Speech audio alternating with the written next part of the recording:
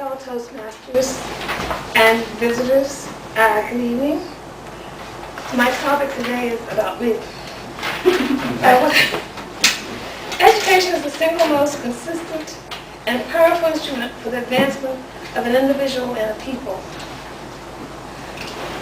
I was born in Weirton, West Virginia, at the hospital in Steubenville, Ohio Valley General Hospital. And because I was born in Steubenville because there was no hospital in Weirton at the time. My parents were James Mitchell and Polly Elaine Brown Mitchell. And I had there was 5 of us. I had 2 brothers and 2 sisters, James Mitchell, Timothy, Michelle, and Benita. My brother James has passed away, but I still have my other siblings. I went to school in the Weirton area at Dunbar Elementary School, Cole, Junior High, Weir High, and then I went to college, West Virginia State University, which is located, it was West Virginia State College when I went to it. It was located in Institute, West Virginia, and then I got a job teaching at Steubenville, Ohio, then I got another job teaching in Weirton, and so I taught there until I got married. But then before I left Weirton, I pursued a master's degree in reading from WVU. And during that time, I spent the summers in Morgantown, and back and forth, and then towards the end, traveled back and forth between Weirton and Morgantown, and also taught and worked on a degree. I have pursued the degree in reading because reading is so special to me. It's so very important. I can remember as a young child, my mother would read to me every night. She'd read a story to me, and I'd be laying in her lap, and I can still remember that. She taught me nursery rhymes and so forth. My father was this avid reader. He read everything in the house. Sometimes he'd get my magazines, and he and I'd have a battle. I said, "Dad, you shouldn't be reading my magazines. If you had any questions to ask, he could always expound on it or tell you about it." So he really read a lot, and he loved to read. Well, I taught in Weirton, and I taught 4th grade there, but before that I taught in Steubenville, Ohio. And I got this incredible love for teaching kids to read, teaching kids to learn. And it was so exciting to see them be so, I felt there was a responsibility of mine to help them be successful. And we developed this wonderful camaraderie. They worked hard, and I just enjoyed it a lot.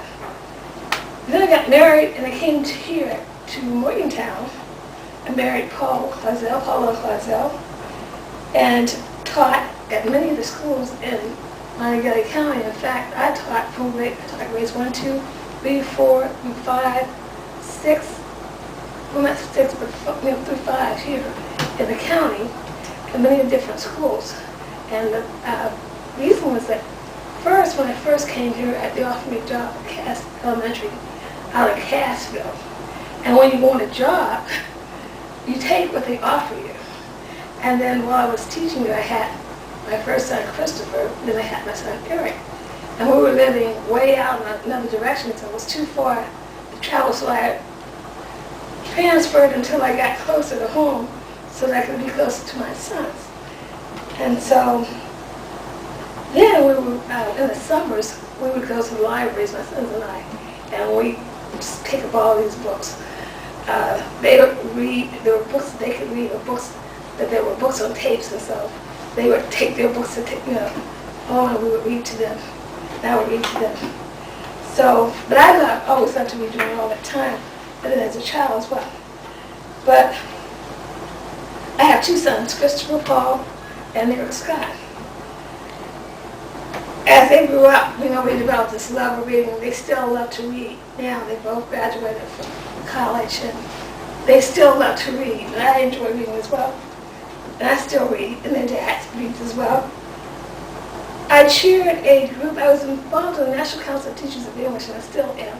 Some way or another, I was involved in the West Virginia English Language Arts program. And I went to a writing project where there I learned about working on my writing, which was kind of one of my weak areas, and I still have to work on it now. And some way or another, I got involved in the National Council of Teachers of English. And in that program,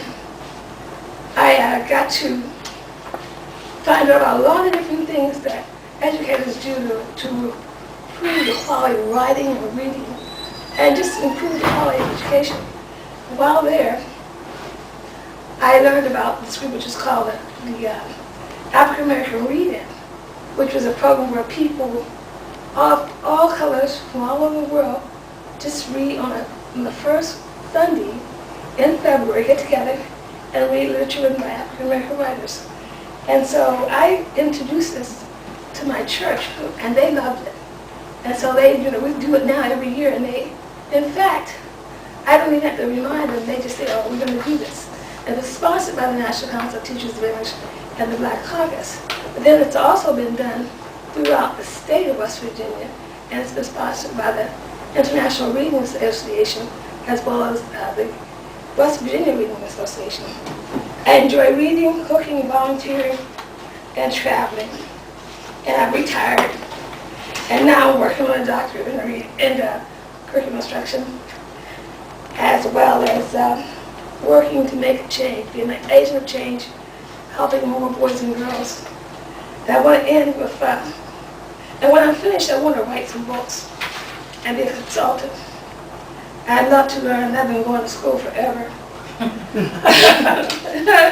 But there's no entertainment that's so cheap as reading, nor any pleasure so lasting. Lady Mary Worley Montego. Thank you very much for your attention.